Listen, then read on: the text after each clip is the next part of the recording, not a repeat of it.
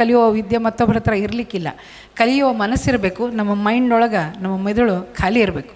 ನನಗೇನು ಗೊತ್ತಿಲ್ಲ ಅಂತ ಬಂದ್ರೆ ಅದು ಪಂಚಾಕ್ಷರ ಜ್ಞಾನ, ಏನೂ ಗೊತ್ತಿಲ್ಲ. ಏನೇನೂ ಗೊತ್ತಿಲ್ಲ ಅಂತ ಬಂದರೆ ಇನ್ನೂ ಫಾಯ್ದಾ. ಷಟ್ಸ್ಥಲ ಜ್ಞಾನ, ಷಡಕ್ಷರಿ ಜ್ಞಾನ ಅಂದ್ರೆ ನಮ್ಮದು ಮೈಂಡ್ ಝೀರೋ ಇದ್ದು ಬಿಡ್ತಂದ್ರೆ ನನಗೆ ಗೊತ್ತಿಲ್ಲ ಅಂದ್ಕೊಂಡು ಗುರು ಎನ್ನುವ ಶಕ್ತಿ ಜ್ಞಾನವನ್ನು ತುಂಬುತ್ತಾ ಇರ್ತಾನೆ ಮೆದುಳಿಗೆ. ಸೊ ಆವಾಗ ಫಾಯ್ದಾ ಯಾರು ಜಾಸ್ತಿ ಬೆನಿಫಿಟ್ ಅಂದ್ರೆ ನಾವು. ಸೊ ಹೀಗಾಗಿ ನಾನು ಸಂಗೀತದಲ್ಲಿ ಹೇಳ್ತೀನಿ ಎಲ್ಲರಿಗೂ, ನನಗೇನು ಗೊತ್ತಿಲ್ಲ ಅಂತ ಮುಂದುವರಿಯಪ್ಪ, ಹೆಚ್ಚು ರಾಗರಾಗಿಣಿ ಪದ್ಧತಿ ನೀವು ಆಗ್ತಾವ, ಆವಾಗ ಗುರು ಹೆಚ್ಚು ಜ್ಞಾನವನ್ನು ನಿಮ್ಮ ಧಾರೆ ಎರಿತಾನಂತ. ಇದು ಸತ್ಯ. ಬಸವ ತತ್ವಕ್ಕೂ ಷಟ್ಸ್ಥಲ ಜ್ಞಾನದ ಪರಿವಿಡಿಯನ್ನು ನೋಡಿದಾಗ ಸಂಗೀತಕ್ಕೂ ಅದಕ್ಕೂ ಅವಿನಾಭಾವ ಸಂಬಂಧ. ಸಂಗೀತಗಾರ್ತಿಯಾಗಿ ಬಸವ ತತ್ವವನ್ನು ಹೆಂಗೆ ಅಳವಡಿಸ್ಕೋಬೇಕು ಅಂತಂದ್ರೆ, ಮೊದಲನೇದಾಗಿ ಕಾಯಕವೈ ಕೈಲಾಸ. ನಮ್ಮ ಕೆಲಸ ನಾವು ಮಾಡಬೇಕು. ನನ್ನ ಕೆಲಸ ಏನಪ್ಪ? ಹಾಡೋದು. ಸಂಗೀತ ಸಾಧನೆ ಗುರುವಿನ ಒಂದು ಮಾರ್ಗದರ್ಶನದಲ್ಲಿ ಸ್ವರ ಸಾಧನೆ, ಸ್ವರ ಭಾಷೆ, ರಾಗ ಭಾಷೆಯನ್ನು ಅದರ ಬೆನ್ನತ್ಕೊಂಡು ಹೋಗೋದು. ಗುರುಗಳಾದ ಕಿಶೋರಿ ಅಮೋಣ್ಕರ್, ಗಾನ ಸರಸ್ವತಿ ಕಿಶೋರಿ ಅಮೋಣ್ಕರ್ ಅವ್ರು ಹೇಳ್ತಿದ್ರು, ನನ್ನದೆಂಬುದು ಯಾವುದೂ ಅಲ್ಲ ಇದರಾಗ. ಸಂಗೀತವೆನ್ನುವ ಒಂದು ಇದರೊಳಗೆ ದಾರಿಯೊಳಗೆ ಮಾರ್ಗಸೂಚಿಯಾಗಿ ನಾವು ಕೊಟ್ಟಿರ್ತೀವಿ, ನೀವು ಹೋಗಬೇಕು. ಸ್ವರ ತನ್ನಿಂದ ತಾವೇ ನಿಮ್ಮನ್ನು ರಕ್ಷಣೆ ಮಾಡ್ತಾವ. ಸ್ವರ ರಕ್ಷಣೆ ಮಾಡ್ತಾವ ಅಂತಂದ್ರೆ ಹೆಂಗೆ ತಿಳಿಬೇಕು? ಘಮ ಭಮ ಗರಿ ಸರಿ ಗಮ ಬ ನಂಗೆ ಬಂದ್ಬಿಡ್ತಪ್ಪ, ಸರಿ ಘಮ ಪದ ಭರ್ಜರಿ ತಾನು ಹೊಡೆದ್ನಪ್ಪ ನಾನು ಅಂತ ಬಂತು ಅಂತಂದ್ರೆ ಅಲ್ಲಿಗೆ ನಿಂತು. ಸೊ ಇದೇನೋ ಅದಲ್ಲಪ್ಪ, ಏನು ಹಾಡಿದೆ, ತಪ್ಪು ಹಾಡಿದ್ನೆ, ಸರಿ ಹಾಡಿದ್ನೆ, ತಡೀರಿ ನೋಡೋಣ ಒಂಚೂರು ಮುಂದೆ ಹೋದ್ರೆ ಉತ್ತರ ಸಿಗ್ಬೋದು ಅಂತ ಮತ್ತೊಂದು 4 ಹೆಜ್ಜೆ ಮುಂದಿಡೋದು. ಮುಂದೆ ಹೆಚ್ಚಿ ಇಟ್ಟು ಹೋದಂಗೆಲ್ಲ ದಾರಿ ಸುಗಮವಾಗಿ ಆಗ್ತಾ ಹೋಗ್ತದೆ. ಅದರ ಅರಿವು ನಿಮಗೆ ಜಾಸ್ತಿ ಆಗ್ತಾ ಹೋಗ್ತದೆ. ಹಾಗೆ ಷಟ್ಸ್ಥಲ ಜ್ಞಾನದ ಅರಿವು ಕೂಡ ಮುಂದೆ ಹೆಜ್ಜೆ ಇಟ್ಟಂಗೆ ಅದರ ಜ್ಞಾನ, ಅದರ ಮನವರಿಕೆ, ಅದರ ಒಂದು ಸೌಂದರ್ಯ ನಿಮಗೆ ಗೊತ್ತಾಗ್ತಾ ಹೋಗ್ತದೆ. ಸೊ ಸಂಗೀತಕ್ಕೂ ಈ ಒಂದು ಬಸವ ತತ್ವಕ್ಕೂ ಬಹಳ ಅವಿನಾಭಾವ ಸಂಬಂಧ. ಮತ್ತೆ ಹೇಳಬೇಕಂದ್ರೆ ಸಂಗೀತಗಾರ, ಪ್ರತಿಯೊಬ್ಬ ಸಂಗೀತಗಾರನಿಗೂ ಈಗ ಭಾಳ ಸೋರ್ಸ್ ಬಂದಾವ್ರಿ. ಅದ್ರ ಮೂಲಕ ಹಾಡು ಕಲಿತೆ, ಇದ್ರ ಮೂಲಕ ಹಾಡು ಕಲಿತೆ, ನಾನು ಅಲ್ಲೋ ಕೇಳಿದ್ದೆ ಓಕೆ ಫೈನ್, ಶ್ರವಣ ವಿದ್ಯೆ. ಬಟ್ ನಾವು ಅದೃಷ್ಟವಶಾತ್ ನಾನು ಸಣ್ಣಕ್ಕಿದ್ದಾಗಿಂದ ಶುರು ಮಾಡಿದ್ದರಿಂದ ಡೈರೆಕ್ಟ್ ಈ ಇಷ್ಟಲಿಂಗ ತತ್ವ ಏನದಲ್ಲ, direct relation with God. So direct ಗುರುಮುಖೇನ ಕಲಿತಂಥ ವಿದ್ಯೆ. ಸೊ ಗುರು ಏನು ಹೇಳ್ತಾನ ಅದನ್ನು ಚಾಚು ತಪ್ಪದೆ ಪಾಲಿಸೋದು. ಹಿಂಗೆ ಯಾಕ್ರಿ ಅಂತ ನಾವು ಎಂದೂ ನಮ್ಮ ಗುರುಗಳಿಗೆ ಪ್ರಶ್ನೆ ಮಾಡ್ತಿದ್ದಿಲ್ಲ. ಡೌಟ್ಗಳು ಬರ್ತಿತ್ತು. ಒಂದು ಸರ್ತಿ ಒಂದು ಸಭಾದಾಗ ಮಹಾನ್ ಸಂಗೀತಗಾರರಾದ ಪಂಡಿತ ಸಾಜನ್ ಮಿಶ್ರಾಜಿ ಅವರು ಸ್ಪಿಕ್ ಧಾರವಾಡಕ್ಕೆ ಬಂದಾಗ ಒಂದು ರಾಗ ಹಾಡ್ಬೇಕಾರೆ ನಡುವ ಒಂದು ಕಣಸ್ವರ ಅಂದರೆ 2 ಸ್ವರದ ಮಧ್ಯದ ಸ್ವರ ಭಾಳ ಚಂದ ರೀತಿಯೊಳಗೆ ಅದು ತನ್ನಿಂತಾನೆ ಬಂತು. ನಮ್ಮ ಕರ್ನಾಟಕ ಮ್ಯೂಸಿಕ್ ಕಾಲೇಜ್ ವಿದ್ಯಾರ್ಥಿ ಒಬ್ಬ ಎದ್ದು ನಿಂತು ಕೇಳ್ದ ನಡುವ, पंडित जी बोलो बेटा, वो आपने बीच में कोई तीव्र मध्यम लगाया लेकिन शास्त्र के अनुसार वो सुर उस राग में नहीं है अंदर, आप बैठिए अंदर. ರಾಗ ಮುಗಿಸಿದ್ಮೇಲೆ ಮತ್ತೆ ನೀನು ಪ್ರಶ್ನೆ ರಿಪೀಟ್ ಮಾಡು ಅಂದರು. ಮತ್ತೆ ಕೇಳ್ದವ ಮಾರಿ ಧೈರ್ಯದಿಂದ, ಕೆಸೆ ಪಂಡಿತ್ಜಿ ಪಾಪ ಆ ಹುಡುಗಿ ಅವನು 20 ವರ್ಷದ ಹುಡುಗ, ನಾ ಭಾಳ ಶಾಣೆ ಇದ್ದೇನೆ, ನನಗೆಲ್ಲ ತಿಳಿಯಿತು ಅಂತ ಅನ್ಸ್ಕೊಂತ ಅಥವಾ ಏನೋ ಅಜ್ಞಾನನೂ ಗೊತ್ತಿಲ್ಲ. बेटा संगीत एक कला है लेकिन ऐसी विद्या है जहाँ पे गुरु भगवान से भी बढ़कर होता है. जो हमारे गुनी गुरुओं ने बताया उसी रास्ते पे हम चले हैं. ये सुर उसमें लगता है कि नहीं लगता है, हमको इसके बारे में जानकारी नहीं ಅಂದ್ಬಿಟ್ರು. ಇಷ್ಟು ಚಂದ ಅವರು ಗುರುವಿನ ತತ್ವವನ್ನು ಹೇಳಿದರು. ಆದ್ರೆ ಅದು ರಸಾಭಾಸ ಯಾವತ್ತೂ ಆಗಿರಲಿಲ್ಲ. ಇವತ್ತು ನಮ್ಗೆ ಅರಿವಾಗ್ತದೆ ಪಂಡಿತ್ಜಿಯವ್ರು ಹೇಳಿದ ಮಾತು ಎಷ್ಟು ಸತ್ಯ ಅಂತ. ಮಧುವಂತಿ ಅಂತ ತೊಂದರೆ ಆಗದಾಗ ಭಾರತ ರತ್ನ ಪಂಡಿತ್ ಭೀಮಸೇನ್ ಜೋಶಿ ಅವರು ಮಹಾರಾಷ್ಟ್ರದಾಗ ಒಂದು ಕಡೆ ಪರ್ಫಾರ್ಮೆನ್ಸ್ ಮಾಡುವಾಗ ಮಬದವ ಸಾ ಯಾವುದೋ ಒಂದ್ರಾಗ ಯಾರೋ ಗುನುಗುನು ಅನ್ಲಿಕ್ಕತ್ತಿದ್ರು. ಸೊ ಅದು ಕೋಮಲ್ ನಿಷಾದ್ ಅವ್ರ ತಲೆಗೆ ಭಾಳ ಹೊಂಟಿತ್ತಂತ. ಮಧುವಂತಿ ಹಾಡ್ಬೇಕಾಗಿತ್ತಂತ. ಮಧುವಂತಿ ರಾಗದ ಸ್ವರ ಗ ಮ ಪ ನೀ ಶುದ್ಧ ನಿಷಾದ ನಿ ಸದ ಪದ ಮ ಪ ಗ ಮ ಗ ರೇ ಸ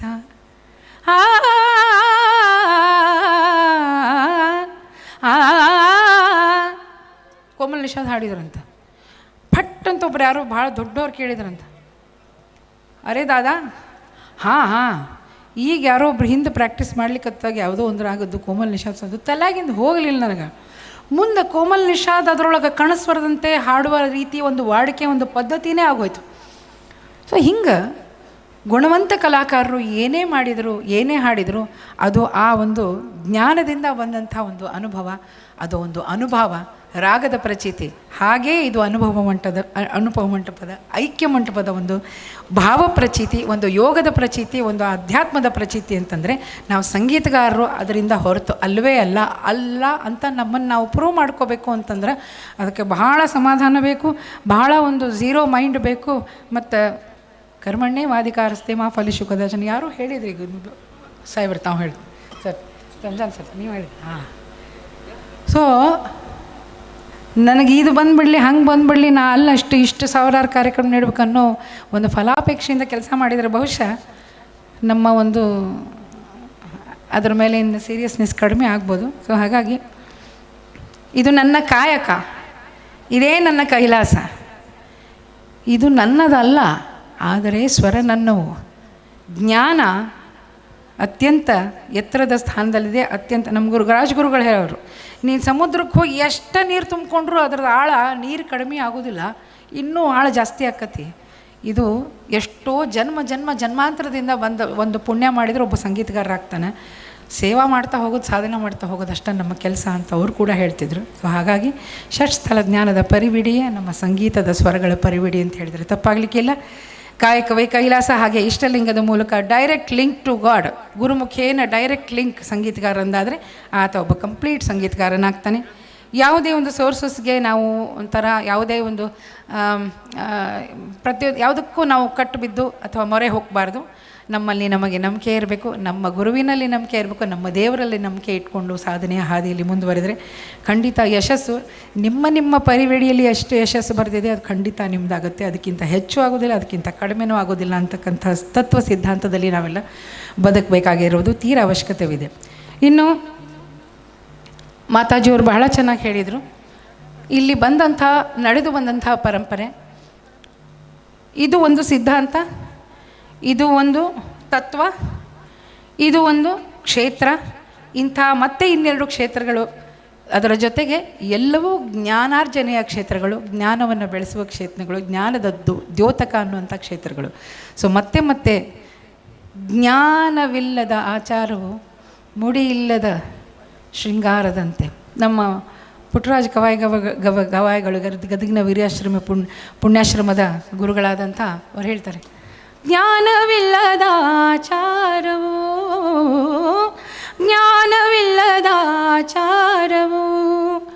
ಮುಡಿಯಿಲ್ಲದ ಶೃಂಗಾರದಂತೆ, ಜ್ಞಾನವಿಲ್ಲದ ಆಚಾರವು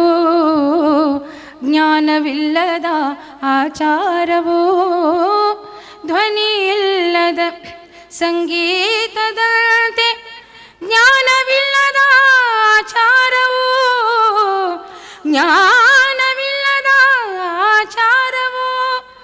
ಅಭಿನಯವಿಲ್ಲದ ನಟನಂತೆ, ನಿಷ್ಫಲವಾಗುವುದೆಂದಾತ ಗುರುಕುಮಾರ ಪಂಚಾಕ್ಷರೇಶ್ವರ, ಜ್ಞಾನವಿಲ್ಲದ ಆಚಾರವು. ಸೊ ಪ್ರತಿಯೊಂದು ಜ್ಞಾನದ್ಯೋತಕ. ಈ ಐಕ್ಯ ಮಂಟಪದಲ್ಲಿ ಈ ಗೌರವವನ್ನು ಪಡೆಯುತ್ತಿರುವ ನಾನೇ ಧನ್ಯಳು. ಯಾಕೆ ಅಂದರೆ ಎಷ್ಟೋ ಸ್ವರಗಳು, ಎಷ್ಟೋ ಧ್ವನಿಗಳು, ಎಷ್ಟೋ ರಾಗರಾಗಿಣಿ ಪದ್ಧತಿಗಳು ಇಲ್ಲಿಗೆ ತಮ್ಮ ಸ್ವರ ಸಾಧನೆಯ ಸೇವೆ ಮಾಡಿ ಅಲ್ಲಿ ಅದರ ಶಕ್ತಿ ಐಕ್ಯವಾಗಿದೆ ಅಂದರೆ ತಪ್ಪಾಗಲಿಕ್ಕಿಲ್ಲ. ನಮ್ಮ ಗುರುಗಳು ಬರ್ತಿದ್ರು, ಪಂಡಿತ್ ಬಸವರಾಜ ರಾಜಗುರುಗಳು ಯಾವಾಗಲೂ ಬರ್ತಿದ್ರು, ಮಲ್ಲಿಕಾರ್ಜುನ್ ಮನ್ಸೂರ್ ಅವ್ರು ಬರ್ತಿದ್ರು, ಗಂಗೂಬಾಯಿ ಹಾನ್ಗಲ್ ಅವ್ರು ಇರ್ಬೋದು, ಹಾಗೂ ಕುಮಾರ್ ಗಂಧರ್ ಅವರು ಸ್ವತಃ ಇಲ್ಲಿಗೆ ಬಂದಾಗೆಲ್ಲ ಇಲ್ಲಿ ಬಂದು ಹಾಡಿ ಇಲ್ಲಿಂದ ನಿರ್ಗಮಿಸ್ತಿದ್ರು. ಸೊ ಎಷ್ಟೋ ಸ್ವರಗಳ ಒಂದು ಸಾಧನೆ ಈ ಐಕ್ಯ ಮಂಟಪದಲ್ಲಿ ಕೂಡ ಐಕ್ಯವಾಗಿದೆ. ಹಾಗೆ ಈ ಸ್ಥಳದಲ್ಲಿ, ಈ ಸ್ಥಾನದಲ್ಲಿ ಈ ಗೌರವವನ್ನು ನನಗೆ ನೀಡ್ತಾ ಇರೋದು ನನ್ನ ಪೂರ್ವಜನ್ಮ ಸುಕೃತ. ಇದಕ್ಕೆ ಎಲ್ರಿಗೂ ನಾನು ನನ್ನ ಶಿರಸಾಷ್ಟಾಂಗ ನಮಸ್ಕಾರಗಳನ್ನು ಸಲ್ಲಿಸಿ ನನ್ನ ವಂದನೆಗಳನ್ನ ಸಲ್ಲಿಸ್ತಾ ಇದ್ದೀನಿ. ಸತ್ಯ, ನಿಷ್ಠೆ ಹಾಗೂ ಪ್ರಾಮಾಣಿಕತೆ ಮತ್ತೊಂದು ಬಸವ ತತ್ವದ ಒಂದು ತತ್ವ. ಸತ್ಯನಿಷ್ಠ ಹಾಗೂ ಪ್ರಾಮಾಣಿಕತೆಯಿಂದ ಸಂಗೀತದಲ್ಲಿ ಅದನ್ನು ಅಳವಡಿಸಿದರೆ ಸಂಗೀತದ ರಾಗದ ತತ್ವಗಳು ನಮವಾಗ್ತವೆ. ಇದಕ್ಕೆ ಮುಂಚೆ ನಾನು ಹೇಳ್ದಂಗೆ ಅತ್ತಲಿತ್ತ ಹೋಗದಂತೆ, ಇದು ನಮ್ಮ ಸಂಗೀತಕ್ಕೂ ಅನ್ವಯ. ಅತ್ತಲಿತ್ತ ಹೋಗದಂತೆ ಹೆಳವನ ಮಾಡಯ್ಯ ತಂದೆ, ಅತ್ತಲಿತ್ತ ಹೋಗದಂತೆ ಸುತ್ತಿ ಸುಳಿದು ನೋಡದಂತೆ, ಸುತ್ತಿ ಸುಳಿದು ನೋಡದಂತೆ ಅಂಧಕನ ಮಾಡಯ್ಯ ತಂದೆ, ಅತ್ತಲಿತ್ತ ಹೋಗದಂತೆ ಮತ್ತೊಂದು ಕೇಳದಂತೆ, ಮತ್ತೊಂದು ಕೇಳದಂತೆ ಕಿವುಡನ ಮಾಡಯ್ಯ ತಂದೆ, ಮತ್ತೊಂದು ಕೇಳದಂತೆ ಕಿವುಡನ ಮಾಡಯ್ಯ ತಂದೆ. ಶರಣರ ಸಂಗವಲ್ಲದೆ, ಶರಣರ ಸಂಗವಲ್ಲದೆ ಅನ್ಯ ವಿಷಯಕ್ಕೆ ಎಳೆಸದಂತೆ ಇರಿಸು ಕೂಡಲ ಸಂಗಮ ದೇವ, ಕೂಡಲ ಸಂಗಮ ದೇವ, ಕೂಡಲ ಸಂಗಮ ದೇವ, ಅತ್ತಲಿತ್ತ ಹೋಗದಂತೆ. ಕುದುರೆಗೆ ಕಟ್ಟಿದ ಈ ಎರಡು